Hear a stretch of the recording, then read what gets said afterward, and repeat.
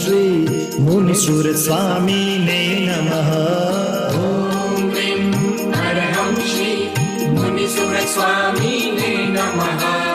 ॐ ह्रीं अरहं श्री मुनिसुरस्वामिने नमः। ॐ ह्रीं अर्हं श्री नमीनाथाय नमः।